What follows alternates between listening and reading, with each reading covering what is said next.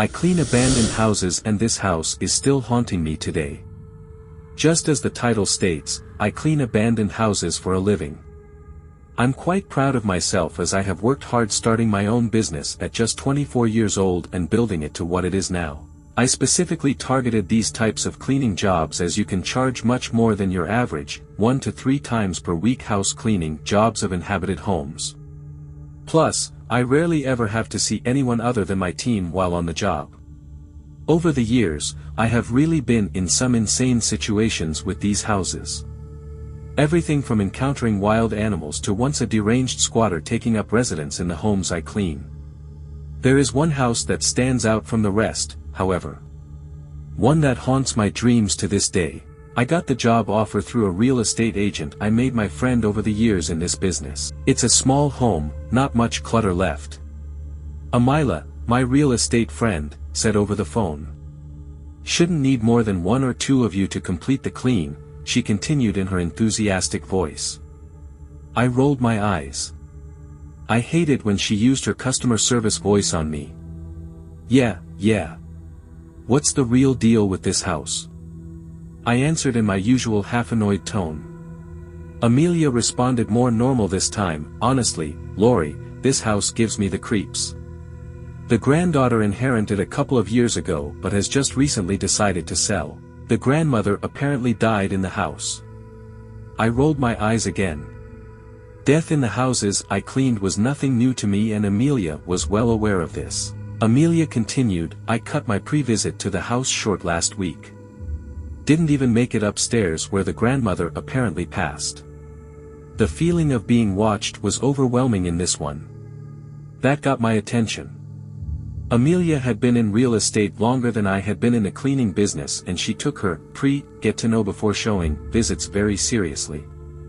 Anyway, I recommended your cleaning services to the granddaughter and she agreed right away. Do you accept? She finished. Yes, I accept the job. How soon can we get into clean? I answered, feeling somewhat excited. Tomorrow at 8 a.m. As I mentioned, the granddaughter removed most of the clutter from the house, but it still needs a good TLC cleaning. The key will be left under the welcome mat, Amelia said, back in her customer service voice. My eyes rolled yet again as I ended the call. Finally, an interesting clean, I thought as I then dialed Morgan. The next day, my most trusted cleaner and best friend, Morgan, and myself drove up the horribly overgrown driveway and saw the well-aged small house come into view. Surely, they will need to hire an outside maintenance and renovation crew, I thought as I climbed out of my cleaning van. Morgan whistled as we stepped on the small creaking porch. You sure just you and I can handle this, Lori? Morgan asked as I fetched the house key from the weathered porch mat. If the outside is anything like the inside, we need the whole damn team, Morgan stated as she stood behind me. Amelia is over the top, but would never underestimate a cleaning job. I answered as I slid the house key into the old lock and turned until I heard the lock give way. I then pushed the door open as it made the usual ominous creak. We were both silent as we stepped into what I assumed was the small living room. The musty smell of a far too long closed-up house filled my nose as my eyes scanned the darkened room. Just as Amelia said, not much was left in the room. A couch took up most of the room on the right. A small wooden coffee table sat directly in front of it, coated in a thick layer of dust. I noticed a few photographs still clung to the walls. Let's get the supplies from the back of the van and get started, I said over my shoulder to Morgan. I have dinner plans and want this done long before. A bit later, I was scrubbing the dirty windows of the living room while Morgan opted to start upstairs. Lori. I heard Morgan call from up the stairs located just behind me.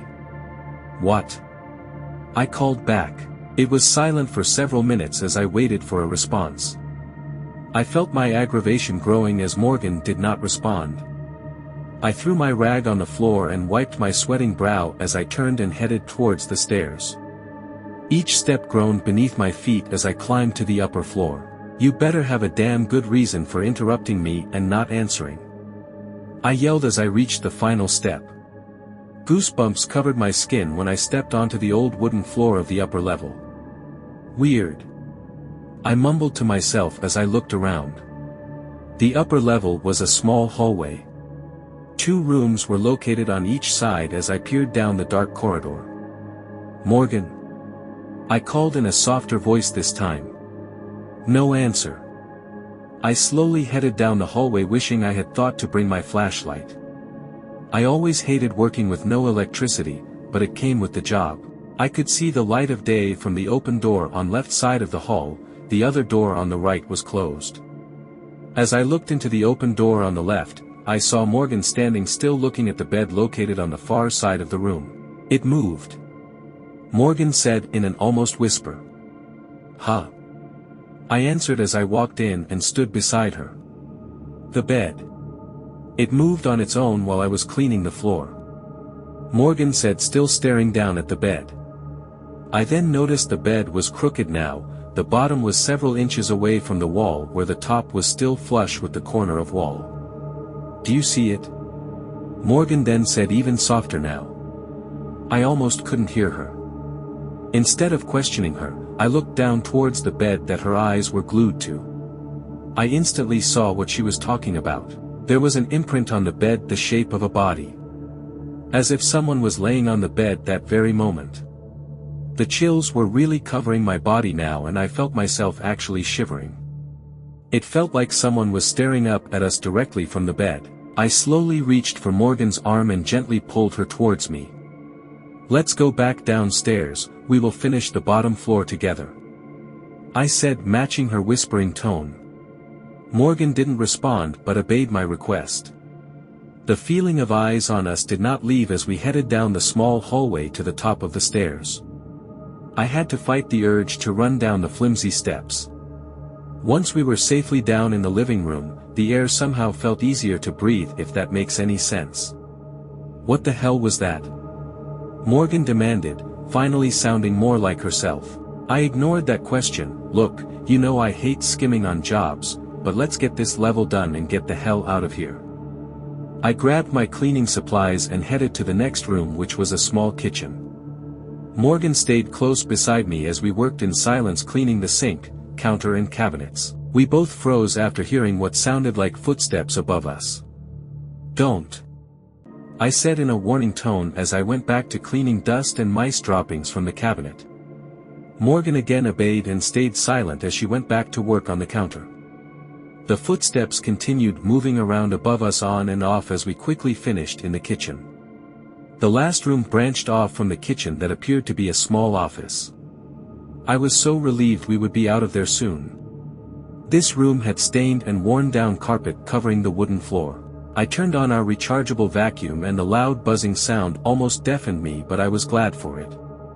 Working in eerie silence was not normal for us as we usually chatted and listened to music, but I was too rushed to fool with conversation or a playlist right now. "What the actual hell?" I heard Morgan yell out over the sound of the vacuum. I jerked my head up to see Morgan staring up at the ceiling looking terrified again. Just as I cut the vacuum off, I heard what she had to be referring to as the buzzing sound died down. I can only explain it as the choking or coughing, gurgling sound of an elderly person.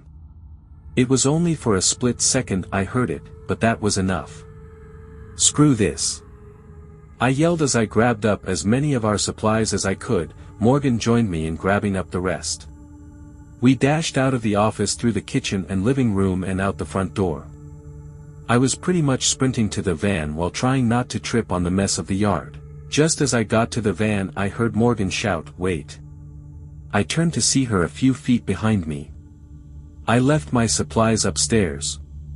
We also didn't finish cleaning up there. We didn't even clean the bathroom, which must be up there. I'm not charging the freaking client. We can buy new. Whatever supplies are left. Get your ass in the van. I didn't wait for a response as I jumped into the driver's seat. Morgan hurried and threw the supplies in her arms in the back and slammed the door. I took one final look at the house as she slid into the passenger seat. I couldn't be sure, but it almost looked like someone was peering out of one of the two upper windows. I started the van, hearing it roar to life was pure heaven in that moment. I floored it out of the driveway and back into town. I later called Amelia to explain the job was not complete and I would not be charging. The granddaughter would have to find someone else to clean that nightmare. This has been a couple of months ago and I was not kidding when I said this horrid house still haunts my dreams. It was only last night I dreamt I was in a bed, staring up at an old cracked and familiar ceiling. I felt weak and frail as the weight of someone crawling on top of me took the air from my lungs. I felt cold hands around my throat squeezing tighter and tighter, that awful, gurgling, choking sound coming from my mouth being the last thing I heard as I woke up in a cold sweat. The marks are still visible on my throat today,